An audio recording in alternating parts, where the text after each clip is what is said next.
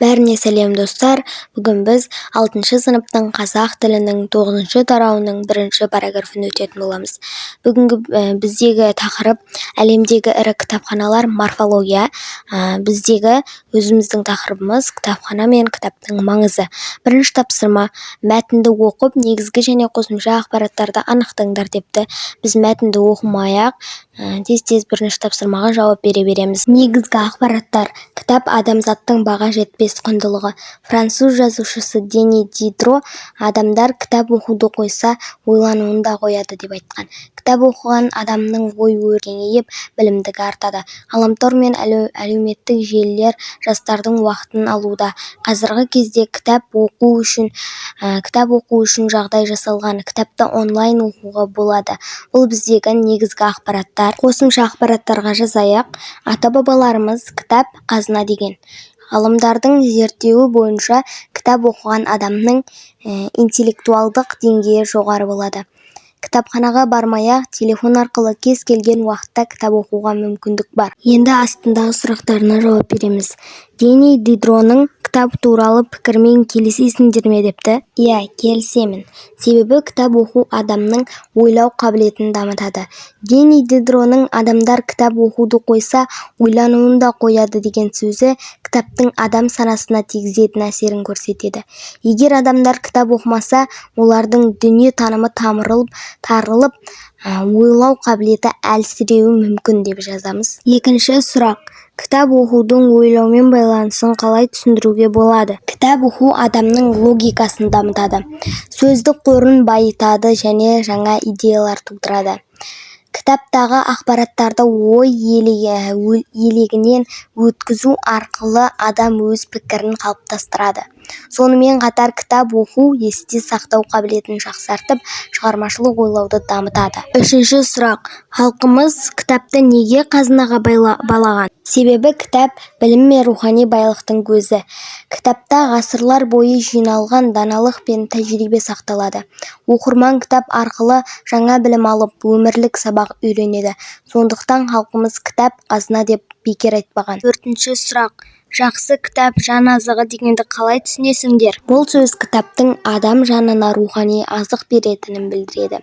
Жақсы кітап адамға мотивация сыйлайды, ақыл кеңес береді, жаңа нәрселерді үйретеді. Рухани құндылықтарға толы кітаптарды оқу адамның ішкі дүниесін байытып, оны жетілдіреді. Екінші тапсырма: 2 топқа бөлініп, төменде берілген мерекелерге жоба құраңдар. Жобада қамтылатын мәселелер: жобаны ұйымдастырушылар мен қатысушыларды анықтау, шараның мақсаты мен жоспарын айқындау, күтілетін нәтиже. Кейін астында кішкене ғана мәтін беріліпті. Жобаның атауын кітап және авторлық құқық деп қояйық. Ұйымдастырушылар: мектеп кітапханашысы, қазақ тілі мен әдебиеті пәнінің мұғалімі, оқушылар. Қатысушылар: мектеп оқушылары, ата-аналар, мұғалімдер. Мақсаты: оқушыларға кітаптың маңыздылығын түсіндіру, авторлық құқық туралы ақпарат беру, кітап оқуды насихаттау.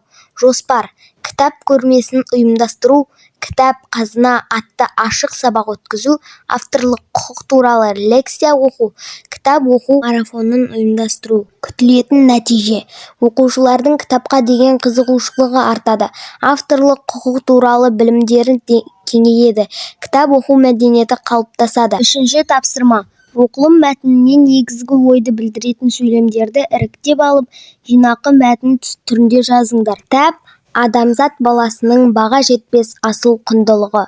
Білімнің биік белестеріне жетелейтін де кітап. Кітап оқыған адамның ақыл-ойы, білім парасаты жоғары болады. Кітапханаға бармай-ақ ғаламтордан оқу мүмкіндігі пайда болды.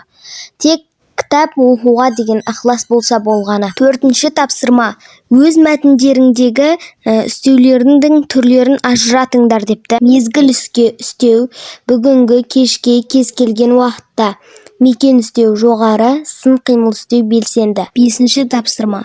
Мектеп кітапханасы немесе өзің оқырманы болып табылатын кітапхана туралы кітапханашыдан сұхбат алып диалог түрінде жазыңдар. Оқушы: сәлеметсіз бе? Сізден кітапхана туралы сұхбат алуға бола ма? Кітапханашы: әрине, сұрақтарыңызды қойыңыз.